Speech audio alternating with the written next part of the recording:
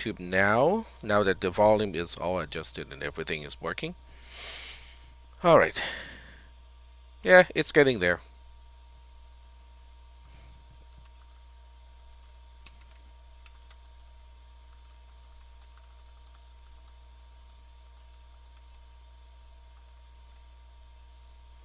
There we go.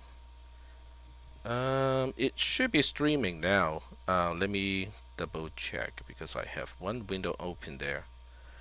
Yep, there we go. It's up. All right, cool. All right, so everything is good to go, and of course, of course, we have a stale, request. This is what happens, after a while. It's just, I don't know why.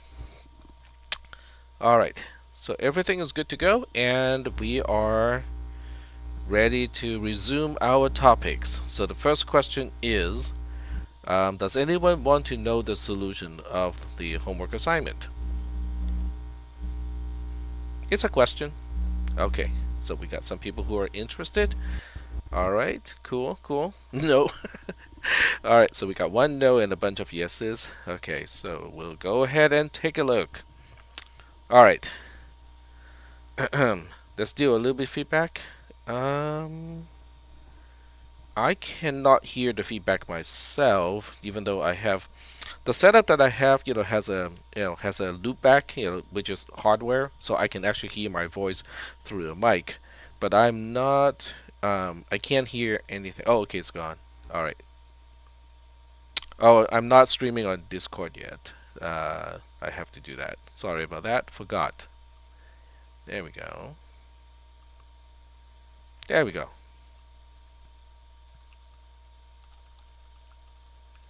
All right. I completely forgot to start streaming on the Discord side. Yeah, Discord was not working earlier today. They had some kind of downtime. I cannot know why, but there was one update that Discord was trying to do, and then it just couldn't finish it. Just could not contact Mothership to finish it. But now everything is good again. So. Alright, so we're going to do the negative exponent part. The positive exponent part is still up to you guys to do. So I am going to go back to the notes. So the reason why I'm going back to the notes is because I want to show you how to get started, right? Because that's going to be important is for you guys to know, how to get started with this assignment. So let me go there first. And obviously, I do not know, how many people actually read the module, especially section 5.2.1, and combining reading that with the example that I went through 1 week ago, because the example that I go through should have illustrated some of the concepts, like that's probably a loop. You're doing something repetitively, and when we're gonna get out, why we're getting out, and after we get out, what do we do? What do we do with rounding and so on? So all of that stuff is illustrated in the example in the lecture itself. But when people actually want to sit down and use some time to actually understand the logic, that is in the module itself. So let me go find that module, and okay, I probably did not call it float. Let's try double. Nope. Scientific notation. Nope. Oh, is that the wrong class? No, it's the right class. And let's just scroll down a little bit more.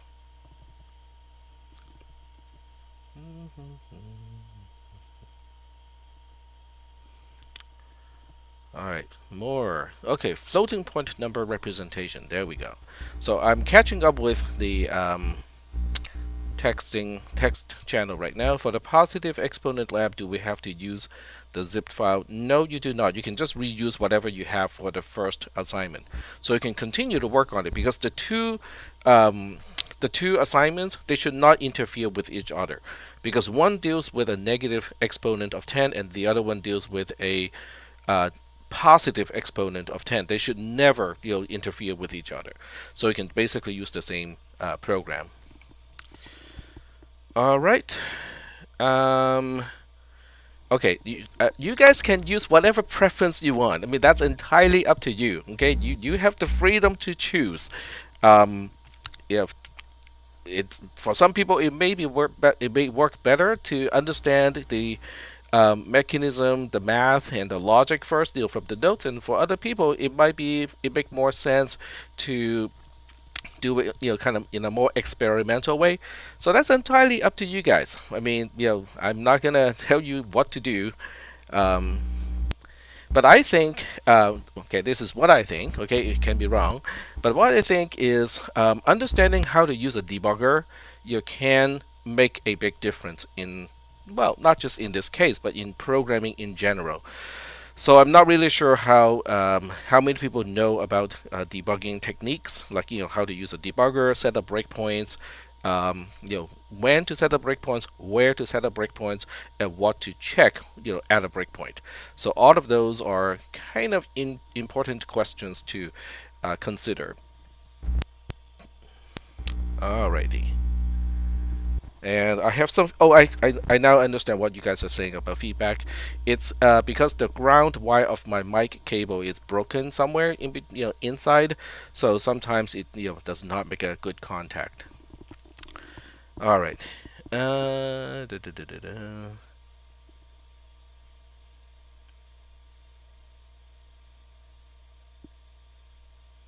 All right.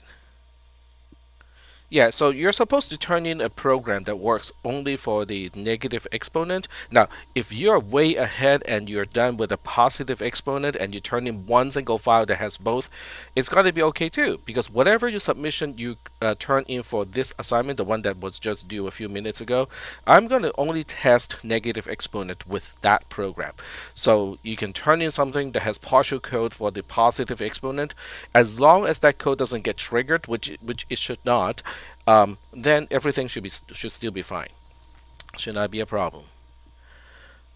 All right, so I am going to get started with debugging, or actually, I'm gonna go back to the notes here. Despite some of you saying you would much rather prefer to just go in and start programming, I'm gonna start with my stuff here, and it is section 5.2.1 that is that's relevant to what we are doing with negative exponent.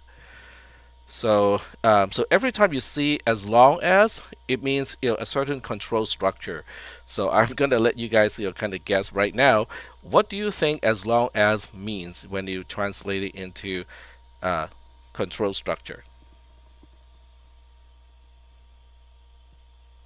A while loop, exactly. So it's basically saying while m is less than or equal to the largest possible numerator minus 5, then divided by 2.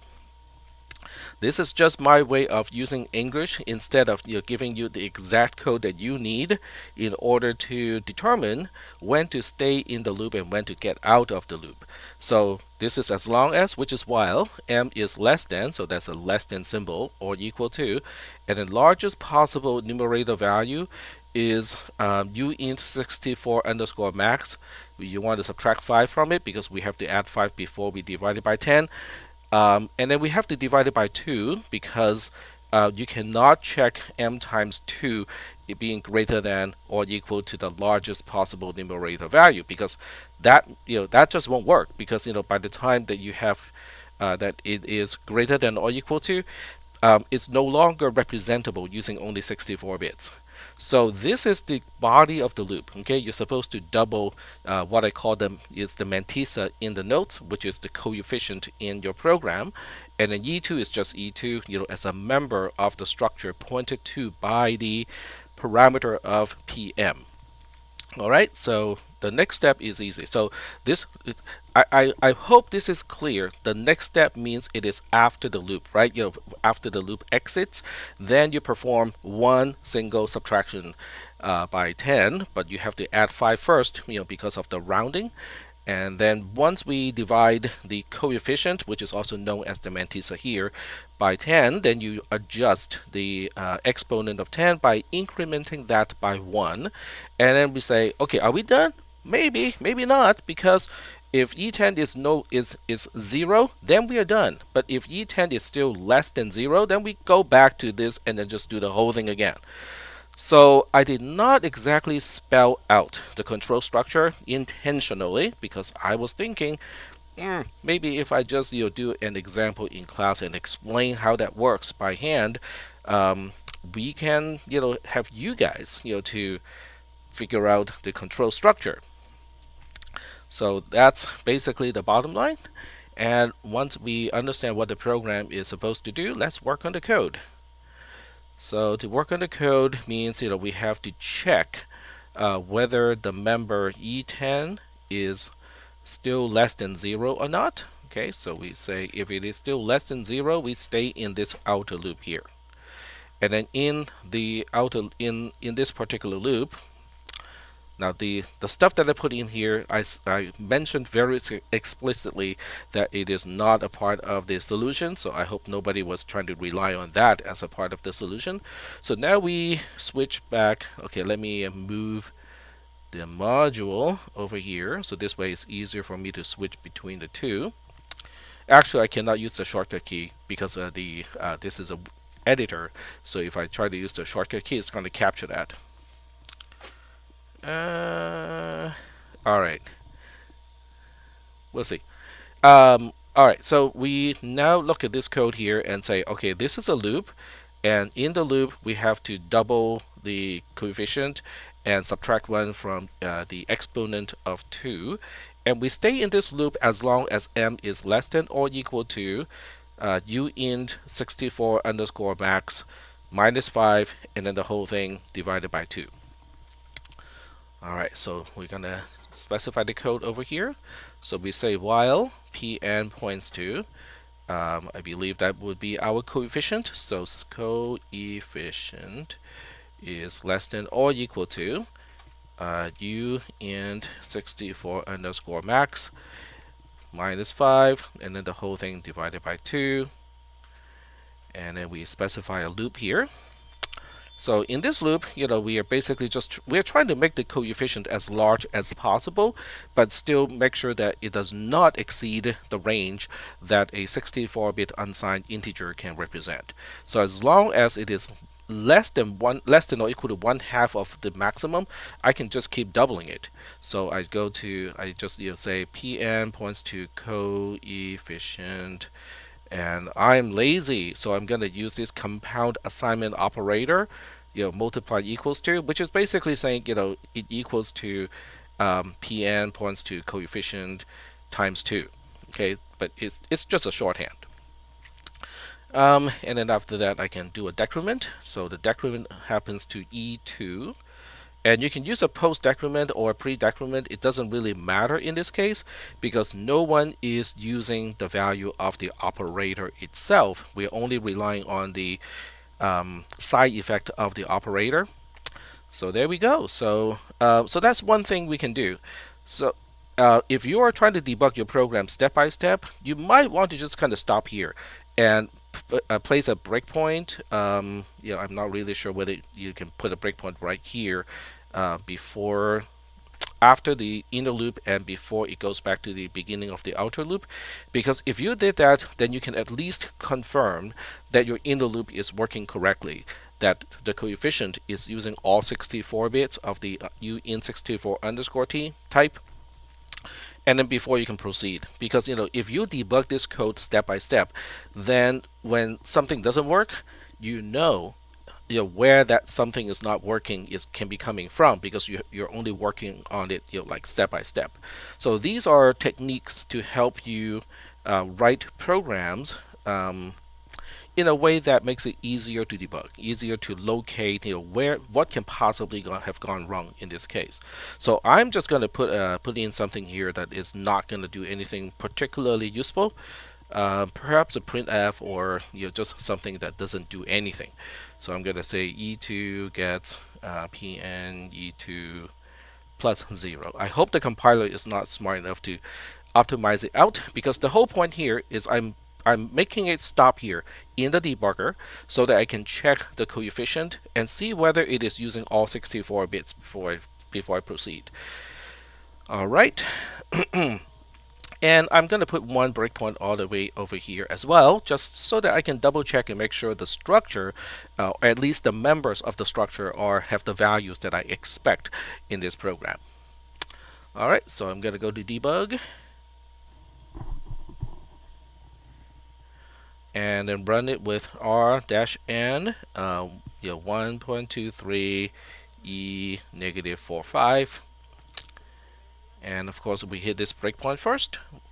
So I say, tell me what is Pn pointing to, and the structure that it's pointing to has a coefficient of 123, and then the exponent of 10 is negative 47, which is right because we have to do a left. Let's see.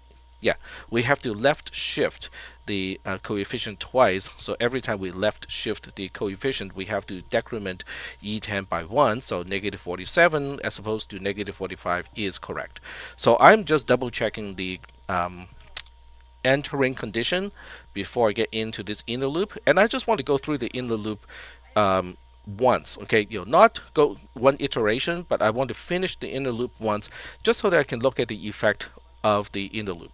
And if I specify some logic that puts this into an infinite loop, I know why it is getting into an infinite loop, because it has got to be the inner loop that is throwing me into the infinite loop here. So here we go. So continue, C or continue, we continue execution. Or for those of you who really absolutely do not want to learn anything related to the command line, you can use one of these buttons here, right? So you can say, I cannot remember which one.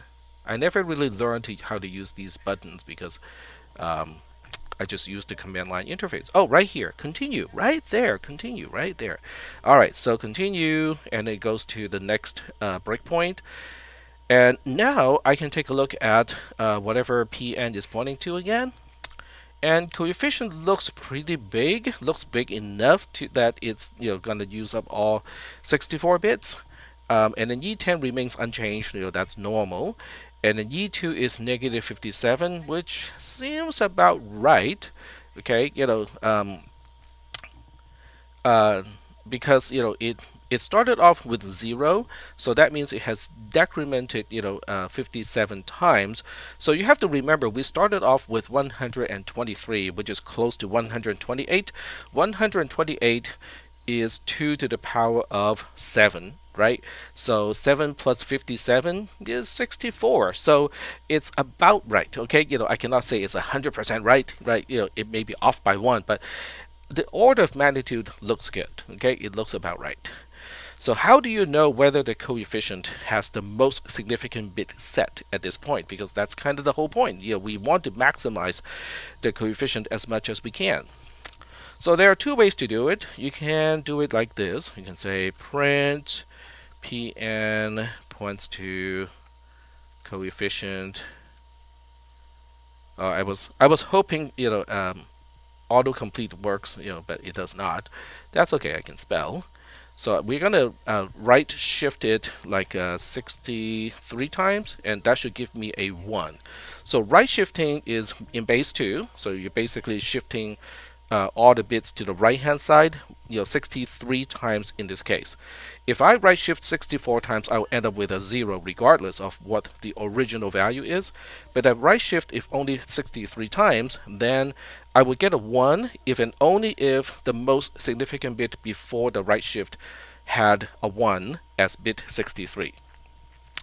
And that it is. Okay, so right now I'm confirming that my inner loop is working, which corresponds to, in the notes, this code over here. So I get, at least I can verify some parts of the program is working before I proceed on to the next step. The next step is really just a division followed by an increment, so we can do just that. I am keeping an eye on the text channel. Why did you subtract 5 to, that's because I need to add 5 first before we divide it by 10. I have to make sure that I can still add 5 without exceeding the range of a 64-bit unsigned integer. That's why we have to make sure that the coefficient is less than or equal to not just u in 64 underscore max, but u in 64 underscore max minus 5. Yeah, so that was actually discussed in class also. And we had a long discussion of whether the subtract 5 should be done before the division by 2 or after the division by 2. And I cannot remember, but somebody whose algebra is better than mine, proved in the text channel that it should be before the division by 2. Yeah, that was Omer. Actually, that was Omer who.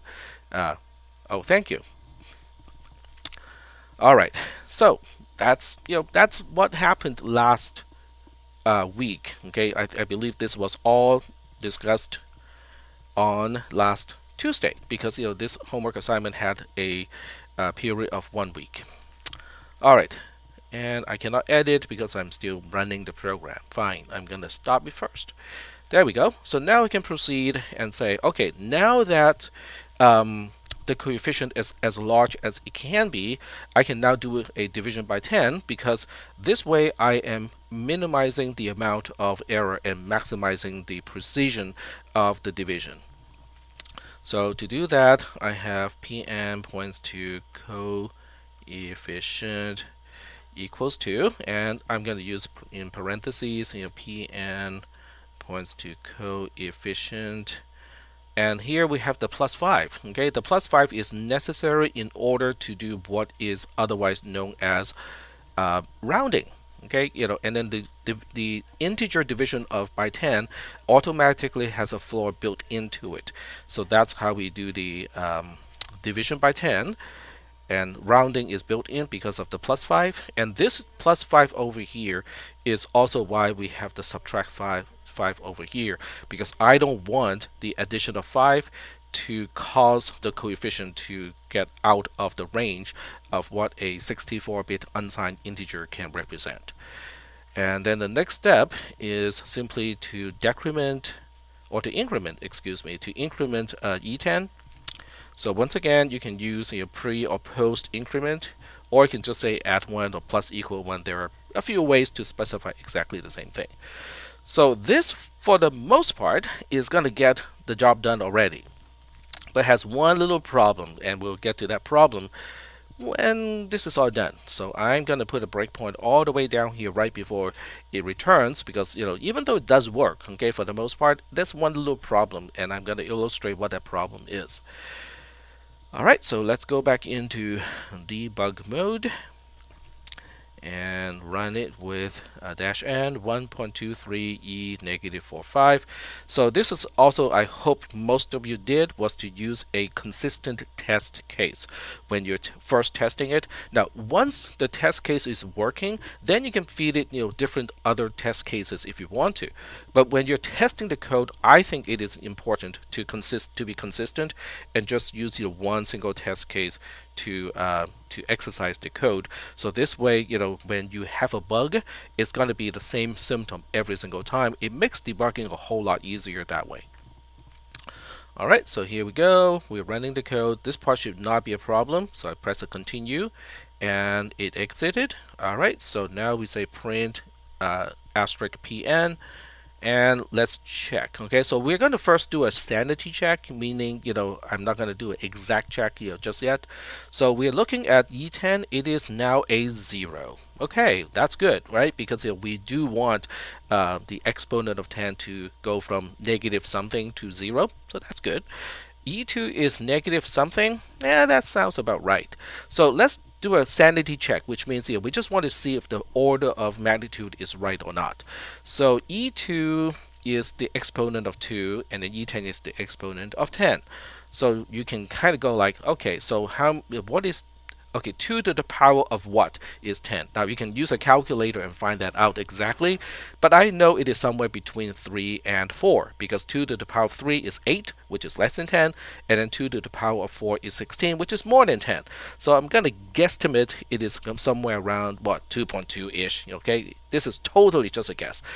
So now you look at the original exponent of 10, which is negative 45. So you multiply that by 3 point something, and you end up with 100 and something. So you go like, but that doesn't work, right? How come this is so much more negative? It's not supposed to be that negative. Well, it is negative because the coefficient is also a whole lot larger compared to what it used to be. It used to be, when we first entered this function, it was only 123, which is 2 to the power of 8-ish, right? This one here is supposed to be close to 2 to the power of 64. And so we have to account for 64 minus 7, which is around 57. So if you add 57 to 47 times 3-ish, 3 point something, yeah, I would say the order of magnitude is working just fine. Okay, so now we have to check, okay, is this working or not? And I'm not really sure whether I can check that or not. So we'll give it a try. So we're gonna copy. Okay, that doesn't work. So you can use a calculator. Okay, this is not working, but you can use a calculator and find out, if you multiply the coefficient to 2 to the power of this particular exponent of 2, you should be getting back 1.23 times 10 to the power of negative 45, or really close to it. Now, that is not a problem because I'm fairly sure that is the case. The question is, am I also meeting the other requirement that I'm using all 64 bits of the coefficient? So now I'm going to do exactly the same trick as last time, which is print pn points to coefficient, and right shift it 63 times and see if I get a 1 or not. Nope, I did not. Okay, so why is that? Well, that's because by the time I get to line 133, that is the moment when the coefficient uses all 64 bits. But then what do I do to it? I divide it by 10. So when you divide the number by 10, which is more than 8, that means you're introducing at least 3 zeros on the left-hand side and shifting things out, on the right-hand side. So that means, I am guaranteed to have 3 zeros as the most significant bits. Sometimes it's 4 because, it just kind of depends on, whether in this specific case, whether it's a 3 or 4 bits, introducing 3 or 4 bits at the most significant side. So that means, okay, so the division is what is causing the most significant bit to be a 0. So I just need to have, something like this after the loop, after this outer loop is done, in order to make sure that I am using all 64 bits of the coefficient. Alright, so I'm just going to finish this code here. Now, this is not the only way to do it, but this is the way that at least makes sense in my head. So you might have some other way of specifying the same thing. So we say coefficient. Yeah, I always kind of get the spelling wrong, so that's why I have to be kind of careful. So this has to be less than uint 64 underscore max divided by 2, and as long as it is less than, and I think less than or equal to is fine. There we go. And now we can do a multiplication by 2, so we can say pn points to, it's the same code as on line 130. So coefficient times equal to 2, and that should do it. That should make use of all the bits in the 64-bit unsigned integer that we know as the coefficient. So that's it. Oh, okay, it was Christopher who did the algebra. Okay, all right, well, thank you. All right, so now we're going to set a breakpoint here and just kind of try to debug it one more time to confirm that the code is now working. So run -n 1.23 e -45. This is not going to be an issue. Continue, and now we get to this end here, and we do the same thing. We just want to look at the coefficient and right shift it 63 times, and now it is a 1. And you can obviously kind of double check and say, use a calculator this time. and you can just kind of copy and paste this number and then say what about this number, the coefficient times 2 to the power of negative 209, and you should get 1.23e negative 45 back. Oh yes, I do need to change the E2. Thank you. I forgot about that. So, so in this case, because I forgot to adjust the E2, so the number coming up, should be smaller than what it should be, by maybe an eighth or a 16th, kind of depending on, so yeah, so Liu Xiao is correct, and we need to decrement each time for each loop, so that the exponent of 2 is compensating for the multiplication of 2 to the coefficient. Very good. Good job. You caught my bug. All right. So that's it. Okay. And this is the solution. And it's time to take row. So I'm going to switch to row taking for now. And I'll show you the answer first. The answer today is 2 words, so you might want to just kind of copy and paste it. It is edgy flip-flop. Because that's what we're going to do today. We're going to talk about D flip-flops, and we're going to talk about edge-sensitive D flip-flops, and hence the name. There you go.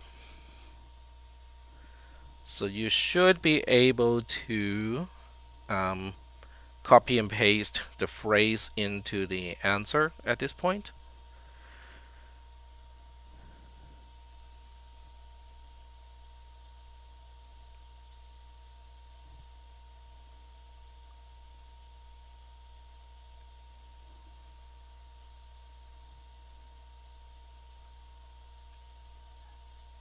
And with the negative exponent assignment explained, we can now continue with the next memory device. Well, actually, we can go back to the SSR Latch just a little bit before we proceed. All right. That's interesting. I think some, 2 people just kind of signed off as soon as the row taking was done. Maybe I should make a second row taking in the class later on during the lecture.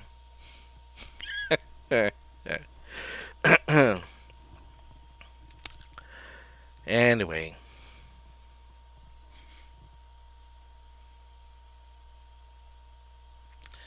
We'll probably have a vote. Okay, I'll let you guys determine whether I should take row again.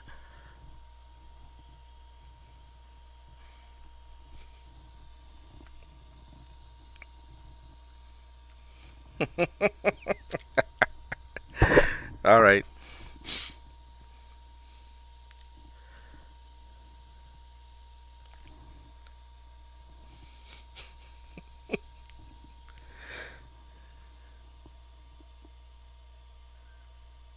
Well, there's no lab due tonight, unfortunately. Remember, the lab is still going to be the positive exponent lab. So, alrighty. So what we'll do today, I mean, if they miss the lecture and miss the opportunity to ask questions, I think that's actually the consequence. I mean, some people really don't care about that consequence. They want to just kind of go off and do whatever they think they need to do. So I'm not going to argue with that. Extra credit. I cannot do that either. Technically speaking, I cannot do that because your grade should reflect only your academic performance. However, I can design it to be a quiz, right? A pop quiz, with the topic that we're talking about. Then it is related to your academic performance. I can do that. Yeah. All right.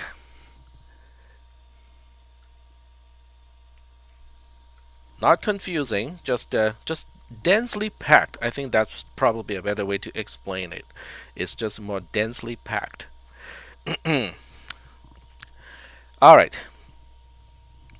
So what we're going to do now is to take a look at the SR latch one last time before we move on to the next type of memory device. So I'm going to start at Logisim first. Confusing and densely packed.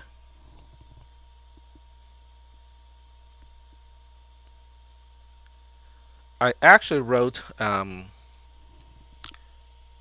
bit of explanation, of how to get through a class when the material seems to be confusing. Um, in other words, how do you study? How do you get the material when the class seems to be confusing? What questions do you ask yourself, and how do you resolve those questions? So I can share that with you guys, maybe at some point of time, because I got it already done, so might as well use it. Alright, so the SR latch looks like this, right? We looked at this last time. When both inputs are zeros, we are guaranteed to have both outputs being ones. However, depending on which one you switch to a 1 first and then the other one, then by the time we get to both inputs being ones, the state of the outputs can be different. So let's go ahead and just do this in one particular way, and then we'll do it the other way just as a reminder of what an SR latch is going to do. So this time I'm going to change set from 0 to 1 first, and then I'll change reset from 0 to 1 next. And we're going to take a screenshot, okay, just in case I forget about this. I am taking a screenshot, so this way I won't forget. Alright, there we go. And with the screenshot, I am going to open it in a viewer on the side, so this way I can pull this back in after the second experiment. Alright, so now we switch both input pins from ones back to zeros, like so. And you can see, once we have both input pins being zeros, the output pins are back to ones again. But this time we're going to switch it the other way around, which means we're going to change the reset pin from 0 to 1 first, and then we're going to change the set from 0 to 1. And now I'm going to pull back the image that I captured earlier so that you can see how they are different. So there we go. You can see how even though the inputs are both, in both cases, both inputs are ones. However, depending on the sequence of how we change the input pins from 0 to 1s, you can see how the output pins are different. This one has Q being 1, and Q, which is not Q, which is really usually is the negation of Q, being 0. And the other one, the one that we did earlier from the early experiment, the outcome has Q being 0 and NQ being 1. So this is why we say the SR latch is kind of a memory device, because when both input pins are ones, it is quote unquote remembering its state. And the way you change the state is to change one of these two pins from a 1 to a 0, and that particular pin will take action. So if you, okay, let me get this one out first. So if you want to reset Q, okay, then what you do is you change reset to 0, and that's going to reset Q to 0. So a 0 of an input pin is actually the one doing the action. So now if I say reset, go ahead and change from 1 to a 0, you can see how Q is now 0. And if I change reset from 0 back to 1, now it is quote unquote remembering the state, from before. So I'm going to pause here and see if you guys have any questions about the SR latch. And last time I kind of explained how it works, in terms of change propagation. So we'll go ahead and kind of make sure that we understand the SR latch first, and then we can move on. All right, so we got some questions. Q is the bit that we are storing. Well, Q and NQ are both outputs. They're both states of the SR latch. Typically, NQ is the negated version of Q, but it's not necessarily the case, because when set and reset are both zeros, then both Q and NQ would be ones. So you basically just look at Q and NQ as two separate output pins of the SR latch. Alright, next is, will this device hold state turned off or does memory only work with electrical flow? The answer is it only works when you have power. So as soon as you lose power to a computer or to an SR latch, then the state is lost. So that's a very good question. Okay, the question is what happens if this thing just kind of turns on, and what state is it going to be in? Well, if both input pins are guaranteed to be zeros, then the output pins would be both ones. So that's not a problem. The question is if both input pins are going to be ones when the machine powers on, without knowing the prior state, then we really cannot determine what the output pins are supposed to be. Alright, so Ian said, so because the output loop back as an input for the other NAND gate, it is able to maintain its output while receiving a new input. Yes, so the ability to quote-unquote remember a state really has to do with, it's not exactly a loop back per se, but it is a feedback kind of mechanism where the output of one NAND gate becomes one of the inputs of the other NAND gate, and that's how it can maintain the state by using this type of kind of crisscrossing type of connectivity. All right. So are we doing okay so far with the SR latch as a device? It's a very interesting device compared to all the other stuff that we have done, because with carry look ahead or borrow look ahead, as complex as some of the K bits are, they are only going in one direction. Okay, so you have all the input pins on one side, and you have some really ugly looking AND gates in between, like some really have a lot of inputs, but they all go in one direction, right? The output of the AND gates, they all feed into the output OR gate, and then the output of the OR gate is the output of the K or T bit, depending on whether it's an adder or a subtractor. This is the first time we have seen anything that has a mechanism where it can kind of go back, so it's kind of interesting from that perspective. This structure only works with 2 NAND gates. That is a good question. I am not sure. Okay, I think what Ian is implying is, would it work with, can we scale this up, right? I think that's kind of the question. I do not know. We can experiment, maybe at some point, but at this point, I'm just gonna say I do not know the answer to that question. Yep. So if you have a 3 input pin N1 and the 3 input pin N2 and then another 3 input pin, AND gate over here and one more input pin, and just kind of make the circuit symmetric, would that still be a memory device with 3 states? I think that's kind of what Ian is trying to imply. I do not know. I probably will, I can run some experiments to find out whether that works or not, and then try to explain it. But that's going to take up time, and we can do it outside of class time, because the main topic of today is our D flip-flops. So that's where we're gonna focus on, is our D flip-flops. So we're gonna kind of continue, this stuff here we kind of talked about already. So we're gonna switch to what a D flip-flop is, and this is the text description of a D flip-flop in a kind of more or less object-oriented style.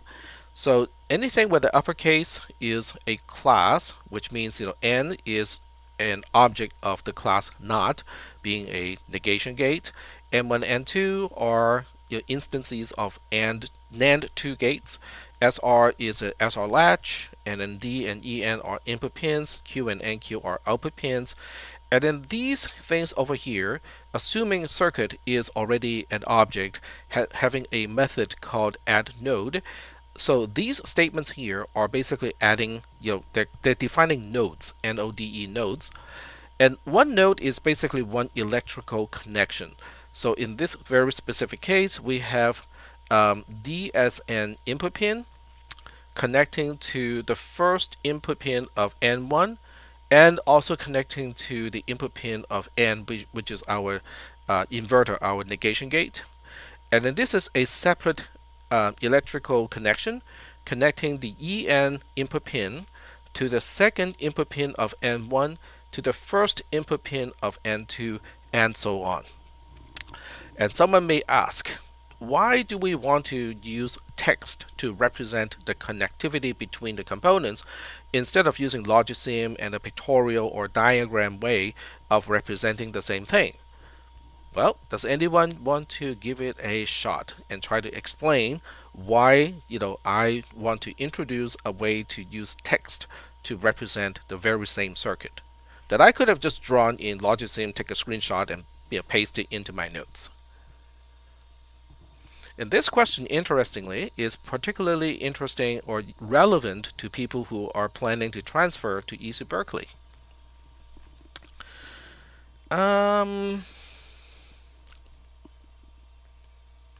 So I think what Eric meant was to generate a circuit in a programmatic way. And the answer would be yes, okay? Because we want to be able to use algorithms or code to generate complex circuits. Logisim is great, okay? Let me switch back to Logisim and because it's very graphical, right? It is very intuitive. This connects to that, and that connects to that, and so on. So it's very easy to visually track down, how things are connected from one component to the next. What happens when you're trying to design a modern 64-bit processor like the Intel processors? Let's not look at the i7 or the i9. Let's look at the i3.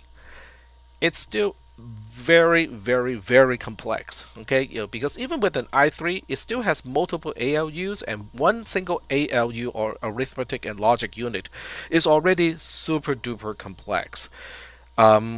So that means the way we are doing it, like right now using Logisim, is not very scalable.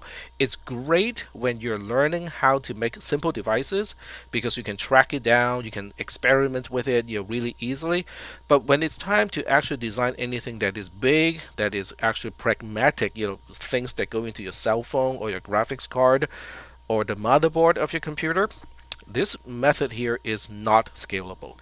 For the very same reason why Scratch, okay, if you look up Scratch MIT, it is a great introduction to programming because you are creating programs, in a graphical way. And I'm just going to pick one and see if I can fire up the actual design. All right, so it's loading extension, and where's the code? See inside. There we go.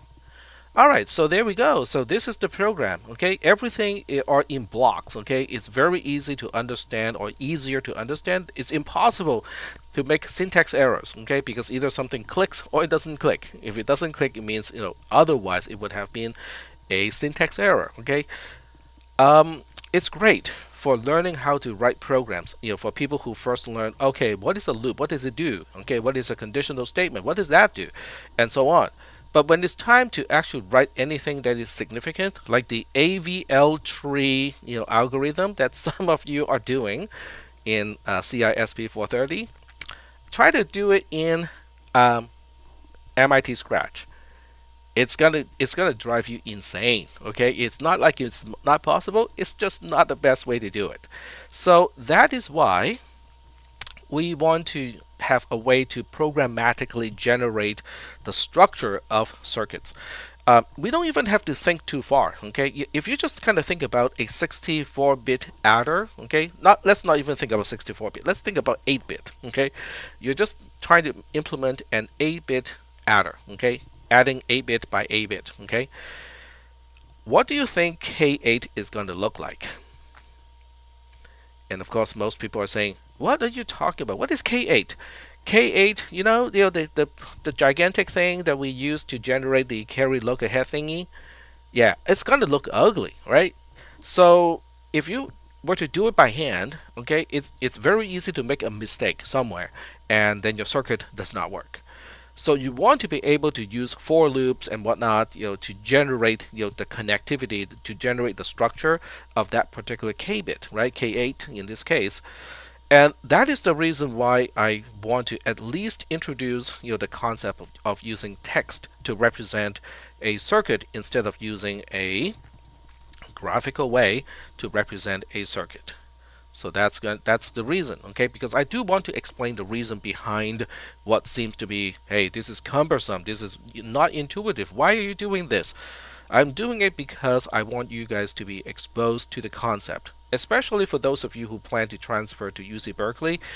Because if I remember correctly, Berkeley is still using a processor designed as the project class for their, I think, EECS student, in the last year. So I cannot remember which language they are now using. It's either VHDL or Verilog, but I cannot remember which one. But it's one of the text languages that can be used to programmatically generate circuits. All right, so now let's go ahead and find out how we're gonna make this D flip-flop circuit here. All right, so I would try to overlap the two screens, but some portions it's still gonna be out of your view, but I'm gonna bring everything back in, when it's time. So don't worry if you cannot see part of the screen. So we're gonna call this one, D flip-flop, DFF, and we need a single NOT gate. So I'm gonna just put all the components in first. So we need a NOT gate. All right, there we go. We need two NAND 2 gates. Okay, so we're going to go to NAND 2, NAND here. And I'm just going to switch the number of outputs to 2. So if I do something over here, it's actually changing the definition of the class. So now every single time, excuse me, I pull a NAND gate, it's going to look like this, which only has 2 input pins and it's going to be narrow. And I need 2 of these, so I just press Control D on the keyboard to duplicate. We did an SR latch, and we do have an SR latch now because we made it last in the previous class. So now we have an SR latch, and then we need 2 input pins, right? So here's one, do a duplicate, and now we have the other, and then we have 2 output pins, Q and NQ. So we have output pin and another output pin over here. So now we got all of the ingredients. And we need to name these things. Okay, so let's go ahead and name these components exactly the same way as in the text representation. So this one is N. So we just changed the label. It's really just a label. I mean, it really has no meaning other than how it is displayed. So this is N1 and this is N2. And here's our SR latch with a name of just SR. And then we have one of our input pins, and I'll make this one D, and we'll make this one EN, and this is one of our output pins. We'll make this one Q, and we'll make the other one NQ. There we go. All right. So now we need to put components, place them, somewhere that makes sense in the circuit. So we'll go ahead and try to make it look nice. Okay, so we'll go ahead. Now, since all of you have your own computer, I would advise you to open the tab, just so that you can focus on the design itself. Because I'm going to do that now, because otherwise I'll be flipping and flopping, no pun intended, between the two windows, which is going to look, it's just going to drive people crazy, when they see it, on the screen. So now my notes is on the side, and so I can focus on the design of the circuit over here. So the way I typically do things is I put all the output pins on the right hand side and all the input pins on the left hand side. Now that's just the way I typically, arrange the input pins versus the output pins. And then I now look at the connectivity of the circuit, and it would seem to me that the output of SR is directly driving or connected to the Q versus the NQ output pins. So it kind of makes sense to put our SR device or the SR latch as the rightmost component. And then I look at the input to N1 and N2. So one takes an input from D, the other one takes an input from EN. So it kind of makes sense that those two would stay close to the left hand side, kind of like that. So the only question here is where am I going to put the negation gate? So according to the circuit, the negation gate takes input from D, which is right here, and the output of the negation gate goes to N2. So I am, oops, oh that's, okay, I did not intend to do that. So we'll go ahead and drag this kind of over here. And I'm just looking at which pin it goes to. It says it goes to the second pin. Alright, so that seems to, it may not work 100%, but I think it captures, positionally, it captures what we need to do with these components.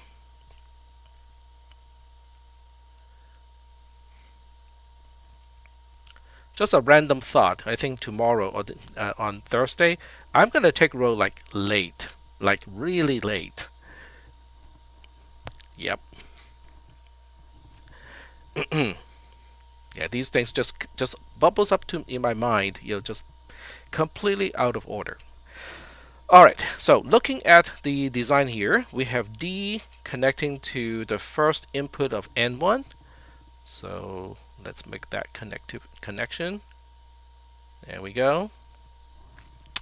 And then it also connects to the input of the negation gate, which is here. There we go. All right, so the second node connects E to the second input pin of N1. So I really hope that you guys have your own notes opened on the side, because otherwise you would have no idea what I'm talking about. And we also need to connect EN to the first input of N2. So that would be this pin over here. So let's connect it to that. And then we connect the output of the negation gate to N2, the second input pin of N2, which is here. And then we connect the output of N1 to the S pin of the SR latch.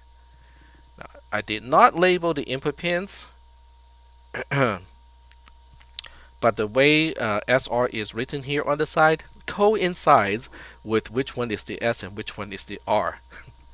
Talk about self-documenting design. This is self-documentation. This is self-documentation by accident.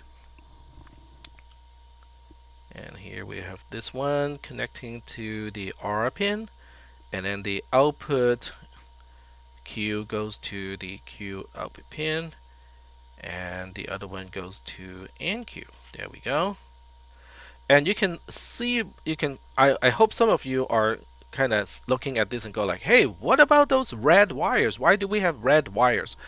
The reason why we have red wires in this case is because both inputs of the SR latch starts off with a value of 1. In other words, we're telling the SR latch to say, hey, maintain your current state, but we never set the current state to begin with. In other words, the SR latch was uninitialized, and we are just telling it to go like, okay, maintain your current state. It goes like, what current state? I wasn't initialized. I have no idea whether Q should be a 1 or whether NQ should be a 1. I know one should be a 1 and the other one should be a 0, but I have no idea which one should be which. So that is why we see E over here, because it cannot know what the state is supposed to be, because we did not have a chance to set it to begin with. All right, so this is the circuit. The question is, how does it work? Now there are two levels to answer that question. One is, we can just kind of play with it in Logisim and figure out, quote unquote, how it works. So we can look at this circuit as a black box, and then we just poke it and see how it's responding to poking. That's one way to do it. The other way to do it is to analyze what's going to happen if I were to change D from a 0 to a 1. Or what happens if I were to change EN from a 0 to a 1, and so on. So obviously, you guys can all do the first method, because once you enter the circuit into Logisim, you can just kind of poke the input pins and find out how it does, how it works. So what I'm going to do is to use the second method. Okay, we're going to look at change propagation again. Okay, so this time we have a slightly more complex circuit. But it really is not that much more complex. The reason why I said that is because now we look at the SR latch as one device by itself. Okay, so we don't have to worry about the looping back of the two NAND gates over here. And then the other part of the circuit here has no feedback mechanism. They're all feeding forward, which means we don't have to worry about, oh, this is changing a gate later on, and then that gate in return is influencing the input of one of the earlier devices, and now we have to propagate the change again, and so on and so forth. Nope, we don't have to worry about that either. All right, so let's go ahead and analyze this circuit. Okay, and we're going to do this without the use of Logisim. So we're going to turn off Logisim. We are going to disable simulation, and we're going to reset it. So this way, we are not looking at specific wire values, to kind of make it harder for us to do this by hand. All right, so now I'm just looking for my mouse pad. Where's my mouse pad? The mouse pad that I used last time is still up. Yep, there we go. So now we can take a look at change propagation in this specific circuit. So we'll do a static analysis. Okay, we'll do a static analysis first and say what happens when D and EN are both zeros, right? All right, so we start with D being 0 and En being 0 as well.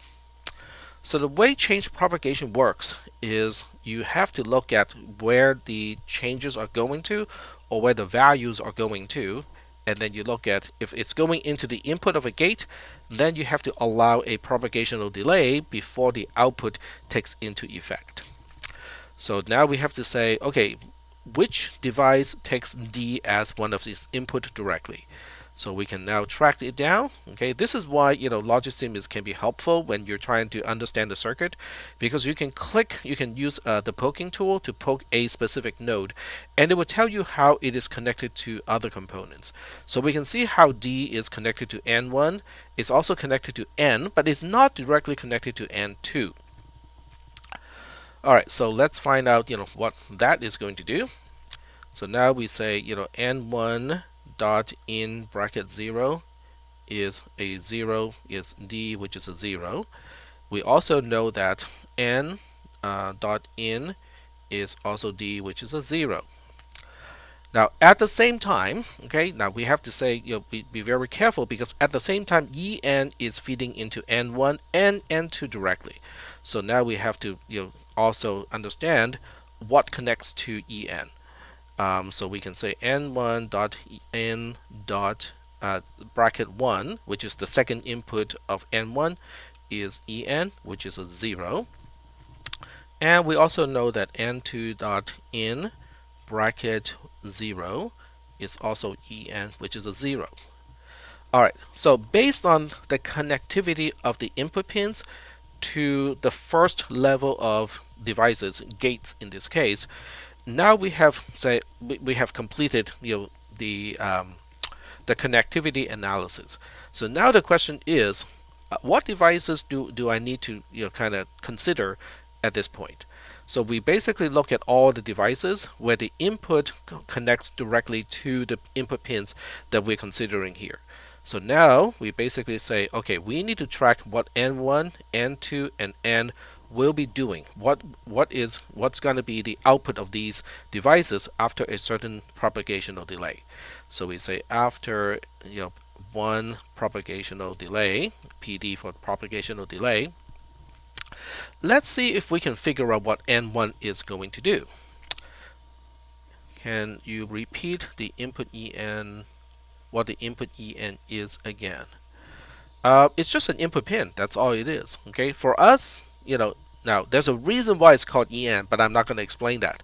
So at this point, I'm just going to pretend I have no idea what is the role of the input pin. I'm just trying to track down, how it is going to impact the other devices.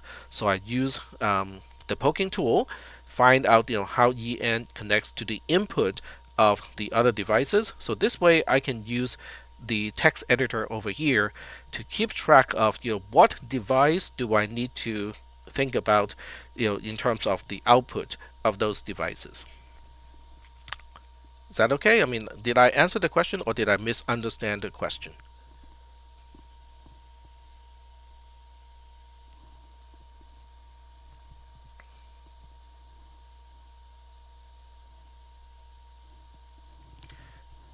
All right. That is correct. So right now we don't care why it is labeled EN. So right now we just say, okay, so let's find out what this circuit is going to do. Um, we're performing what I'm going to call a static analysis, which is basically saying we're not looking at changes. This is the initial condition, and I'm going to shrink the design a little bit so this way I can fit more of the text editor in, because we're going to need more space to explain what is going to go on here. So after one propagational delay, let's try to see if I can figure out the output of N1 based on its current inputs. So N1 has both inputs being zeros, and this is a NAND gate, which means if at least one input is a 0, the output is going to be a 1. So now we can determine that N1's output is going to be a 1. Let's take a look at N2. So N2 is similar, but not exactly the same, because one input of N2 does connect to EN directly, and it is a 0. So once we know at least one input of a NAND gate is a 0, the output is going to be a 1. So we know N2 is going to output a 1. And then for N, which is our negation gate, it is just negating whatever the input is. So we know N.out is also going to be a 1. All right. So what do we do now? Well, now we have to look at the output that we have just determined, and then use the node connectivity to figure out what else is going to be affected after this one propagational delay. So now we analyze the circuit and say, okay, who connects to the output of N1, who connects to the output of N2, and who connects to the output of N. So we now say, okay, so let's just look at N first, because that's the easy one. So now we know N2.in.1 bracket 1 is going to be the same as N.out, which is a 1, because it was not known before, but now it is known. Okay. Now whether it does anything that's going to change the output of N2, that's a different question. So we'll answer that question maybe later on. We also look at the SR latch SR. So we say, okay, at this point of time, because we know the output of N1 is a 1, and it connects to the S pin of SR, so we now know the S pin of SR, which is connected to N1.out, is going to be a 1. And using a very similar type of reasoning, we know that the R input pin of the SR latch is connected to N2.out, and by this time we know N2 is outputting a 1 as well. So now we have all of this stuff here, and now note that there's no propagational delay between knowing the output of N1, N2, and N, and also looking at the input of the devices that these output pins connect to. Now, technically speaking, in physics, there is a propagational delay. That's just because of electricity does not move instantaneously. So there's a very, very short delay, but it's not because of the devices. So I'm not even going to put in a propagational delay over here. All right, but now we have another propagational delay. So after another one propagational delay, we want to find out, how these devices are going to be affected. So N2 has one of its input pin, changed. SR has, both of its input pins changed or determined at this point of time. So now we need to look at N2, we need to look at SR and figure out what they are going to do. So N2 is easy because N2 is not going to change.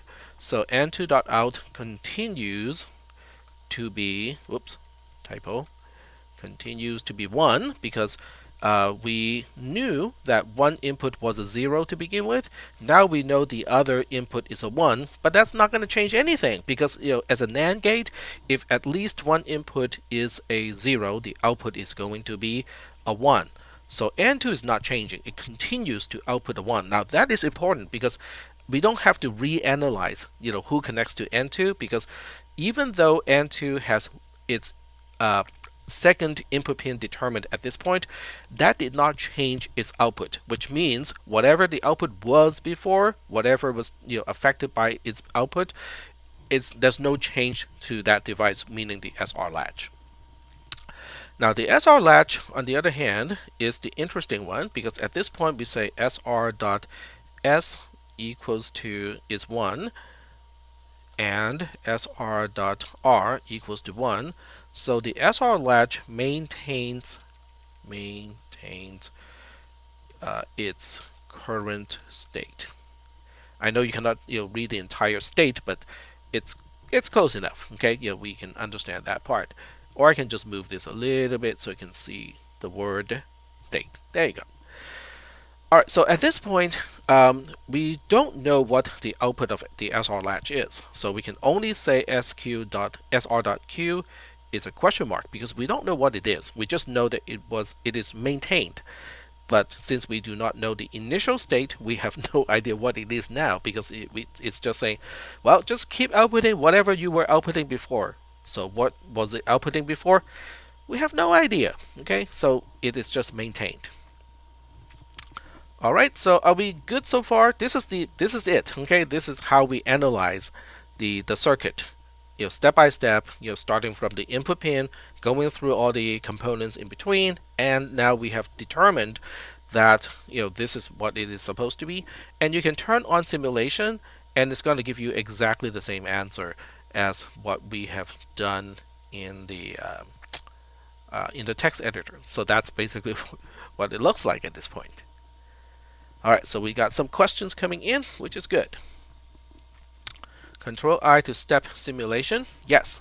I don't know whether stepping simulation actually does the change propagation that I did by hand. So I'm not sure what is the granularity of stepping simulation. I think that may not work, but I'm not 100% sure. So, but it's a good thing to look into. Second question is, I didn't see it in the notes, but not in n.in. That's because n only has one input, so I did not bother to make it an array. Because you can see how n has only one single input, so instead of making the one input as an array of 1, I just said, okay, let's not make it an array, just make it a member, and it's standalone. And whereas n1 and n2, they have 2 inputs, and the 2 inputs have the same nature, unlike the 2 inputs of SR. So that's why n1 has an array of input pins, and so does n2. Sure.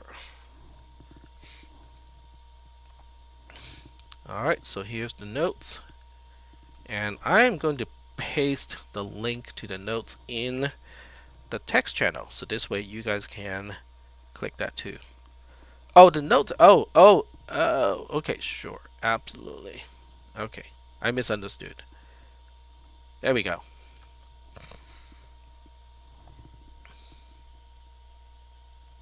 In fact, I can do this, right?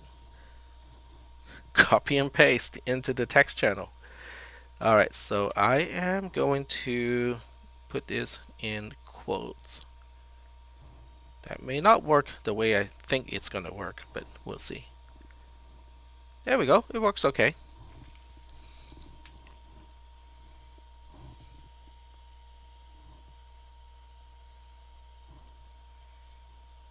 All right.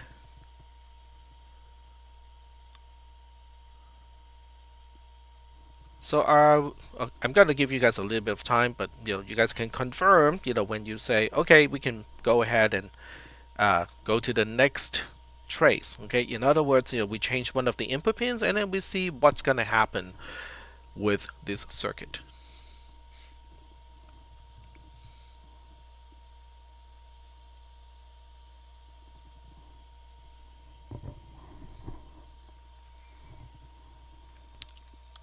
Not yet. Not yet. Well, it depends. Okay, it depends. We got 5 more minutes, so I'm not really sure I can go through the same kind of. Well, I think I can. I'll just have to kind of skip the one that doesn't do anything and go for the one that will do something that's significant. do a flip.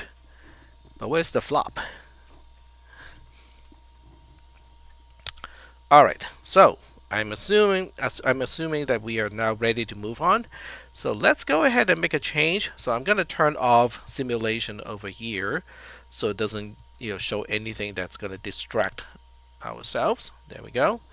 So we're going to say let's go ahead and change en from a 0 to 1.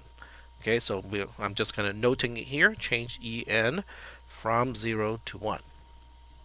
Okay, so what are we going to do? Well, D hasn't changed, right? So D is maintaining its value of 0. We have just changed en from a 0 to a 1. So we just have to figure out how en is connected to the other components.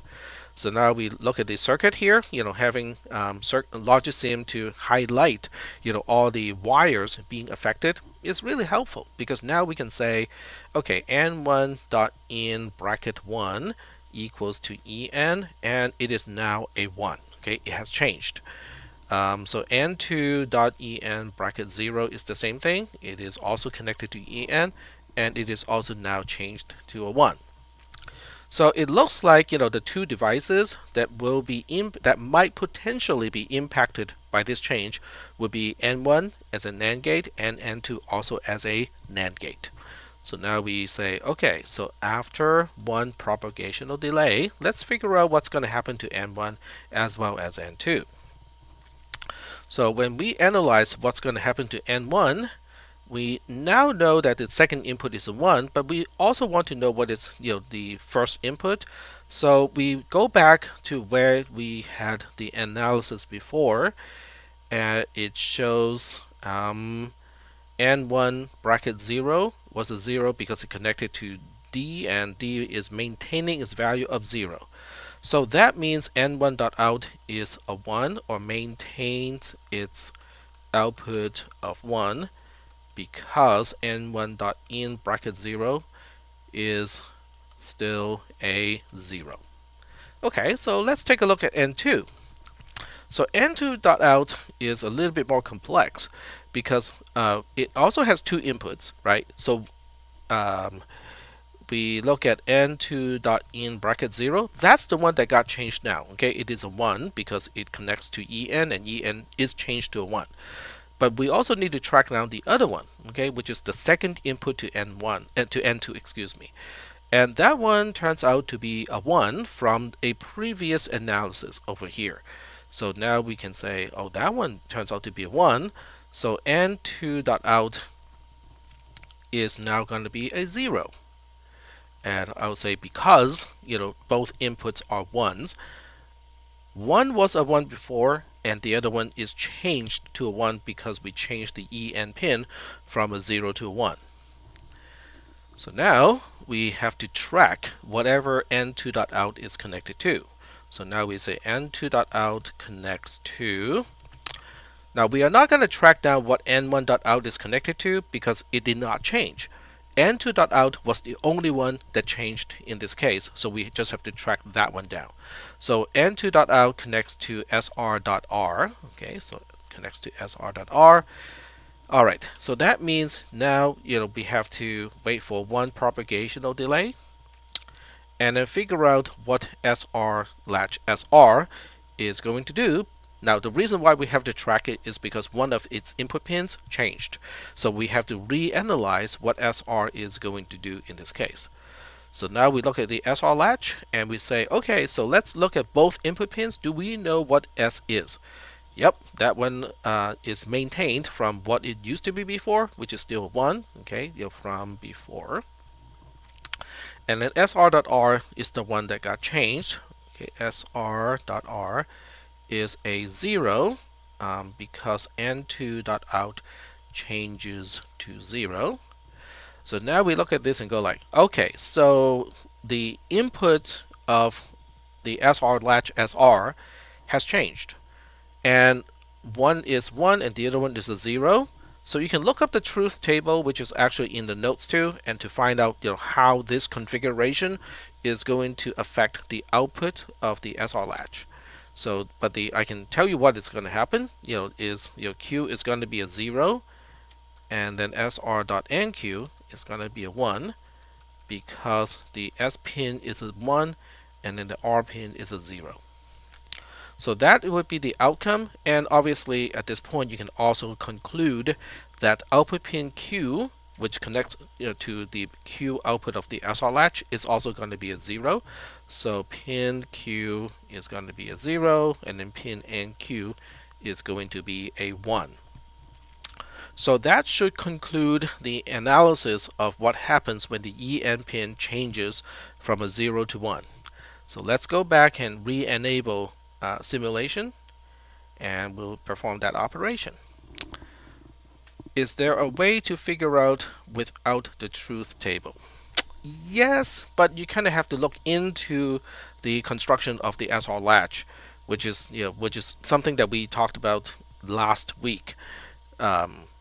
So you can do it like that, but since we are now looking at the SR latch as a single device, we can just look up the truth table and say, okay, what is this configuration of input pin going to change or affect the output pin? And we can just look up the truth table and go like, okay, so if S is a 1 and R is a 0, then output Q is going to be a 0, and then output NQ is going to be a 1. So we can simplify that operation by just looking up that truth table. Alright, so let's perform that operation, switching EN from a 0 to a 1, and now we can see, oh, okay, exactly what I said it would happen just happened, right? Because N2 now has both inputs being 1s, it's outputting a 0.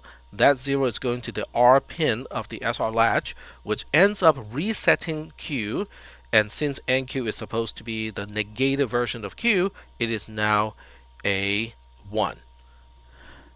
We are running out of time, so I don't want to take up too much time, but I think it is important to now explain what these names are in. Why is one called the D pin, and why is the other pin called EN? The D pin is data, and the EN pin is enable. So when enable is a 1, whatever D is going to be duplicated over here as Q, and then whatever Q is going to be negated, when you look at NQ. So I can show it right, easy. Okay, it's super easy to demonstrate it. As soon as I change D from a 0 to a 1, you can see how Q is going to change to a 1 as well, and then NQ is flipped to a 0 because it is supposed to be the negative version of Q. But I can flip D back from a 1 back to 0, and it is now mirrored to Q and then NQ. So this will continue like this as long as EN is a 1, because that's the enable. But as soon as I change EN from a 1 back to a 0 to quote-unquote disable the circuit, now I can change D all I want, but nothing is going to happen to the output of the SR latch. So this circuit here is called a D flip-flop, which is basically relying on an SR latch as the core memory device. What it is changing is simply the interface to the SR latch. Instead of having one pin to the SR latch to say, okay, if you put a 0 here, we're going to reset the output from to a 0, and if you put a 0 over there, we're going to set the output to a 1. So instead of using that kind of awkward way to change the state of the SR latch, now we have a quote-unquote easier interface to deal with the memory device. One specifies what do you want this device to remember, and then the other one to specify, should I do it now? So this is also called a level sensitive D flip-flop, because the enable pin here is called level sensitive, which means whether the device is going to mirror the state of the D pin to the Q pin depends on whether the EN pin is a 0, which means it's disabled, it's not going to mirror, or it is a 1, which means it is enabled and it's going to mirror the state of the D pin to the Q pin. So it's level sensitive as opposed to edge sensitive. So we didn't quite get to the edgy flip-flop part here, which is the words of today's row taking. But we got, at least we are sort of finished with the level sensitive D flip-flop, and the most important part is how we analyze the circuit as we change one of the input pins, because that ultimately is the most important part. Because once we understand how to do that, then I can give you a more complex circuit, and you can basically analyze the circuit the same way without the help of Logisim. Alright, so I'm reading the text channel. So it is limiting the SR latch's behavior.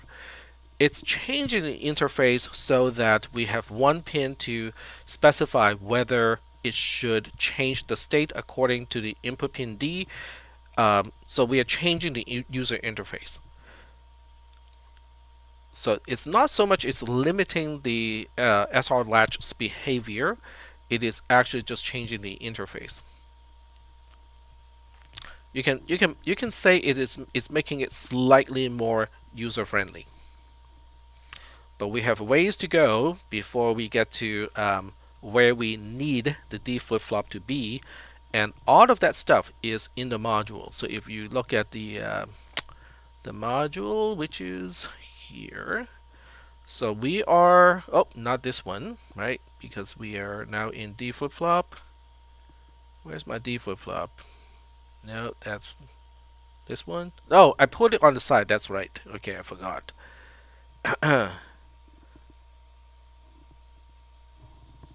So there's this. So we are less than one half of a way through, because after D flip flop, that's when I was hoping that we could get to edge sensitive D flip flop. That's why I named the rotating word edgy flip flop.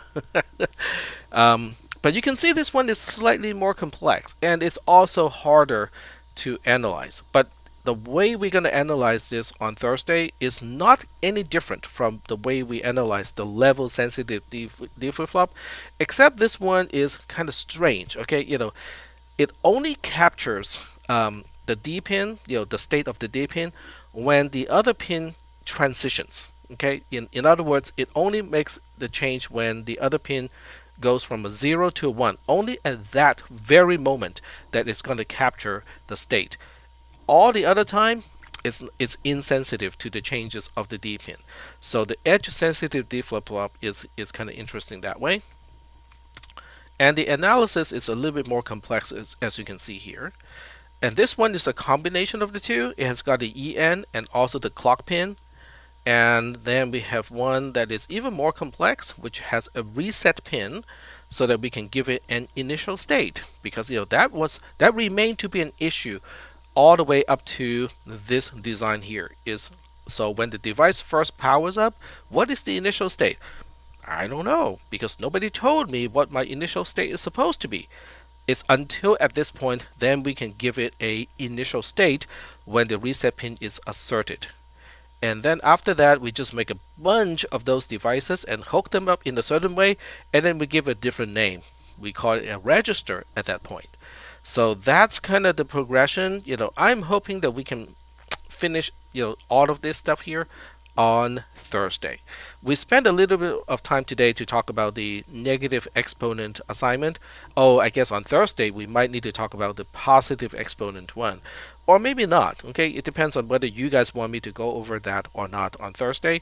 So if we don't have to go over the positive exponent assignment, then we can probably finish this entire module on Thursday. Alright, so we're done with the lecture today. There's no new lab, so we are just continuing with the positive exponent lab for tonight. So if you guys want to ask questions, I'll be around to answer questions.